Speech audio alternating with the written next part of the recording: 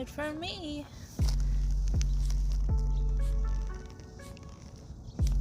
Well, that's a nice one.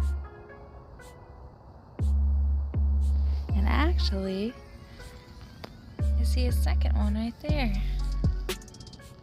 Let's grab that one too. And aha! We actually found our third 4-leaf clover. And a nice little surprise, a 5-leaf. Let's grab this one first. Look at those little dewdrops. And I didn't forget about you. And there you have it, day 526 of the 4-leaf clover of the day. Yay! I hope you have a fabulous Wednesday, and I